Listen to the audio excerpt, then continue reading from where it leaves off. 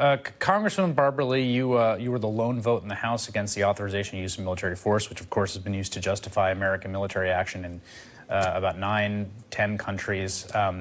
What is your position on strikes on Syria on the Assad side of the equation? Yeah, first, Chris, this is very dangerous. I suspect they're going to use, if they strike, the 2001 authorization that I voted against because it was a blank check. And any president has used this blank check, all presidents have since then, to use force and to conduct military operations. But I tell you, this president, if he's going to conduct a military strike, should come to Congress. We should debate the costs and consequences of it, and we should have a vote. In no way should he conduct this, because this certainly would be an illegal strike, and it would be very dangerous and tragic if this happens.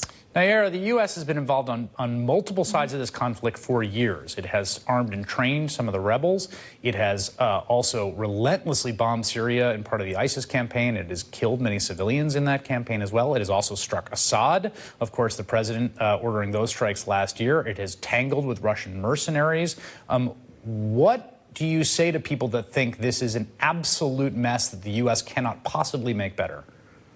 Well, you can accuse the Obama administration of overthinking the engagement in Syria, and the problem now we have with Donald Trump is there seems to be no thinking about what the goal is in Syria. If you bomb Assad any further, who are you doing it for? There is no negotiation process in which different parties are coming to the table. There is no discussion about what happens if Assad goes. Really, all we have is Iran and Russia engaged every single day in support of the Iran regime, Assad regime. We have Israel also targeting strikes there in Syria. And you have the United States, as of last week, saying that the fight against ISIS is over. That is the technical reason the United States has been engaged there, is to defeat ISIS. When Donald Trump said that was over, he gave a full signal to Assad that he could unleash chemical weapons on whoever he wanted with impunity in his own country. So now we have a problem. What is the goal of the United States? Will we hear that from the president tonight?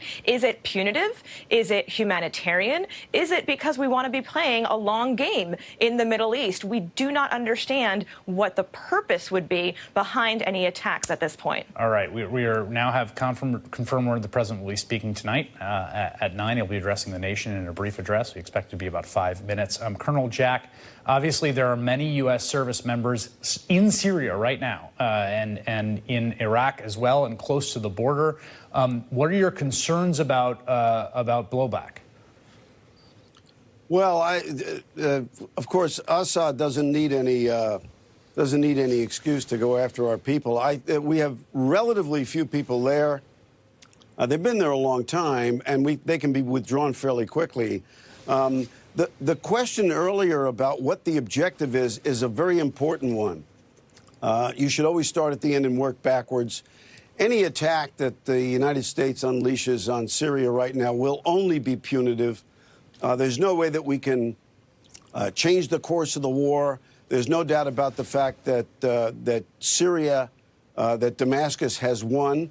The chemical attack that took place was on pretty much the last bastion of rebel-held territory near Damascus, and they gave up right away.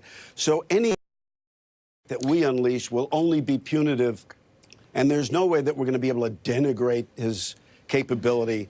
I think a lot of time we've left enough time so that the Russians can move their aircraft to safe areas and so on. So it's only a punitive attack, and I'm not very much concerned about American safety there. Briefly, Congresswoman, will there be opposition to this in Congress on both sides of the aisle? There'll be opposition on both sides of the aisle. I led a letter, a bipartisan letter of over 100 members asking for the Speaker to bring forth an authorization to use force. It was bipartisan, over 100 members. There will be opposition. And I have to just say, there's no military solution or option to what has taken place. The president bombed last year Syria. We're there again. It's really very tragic. Congresswoman Barbara Lee, Nayara Hawk, and Colonel Jack Jacobs, thank you. That is all for this evening.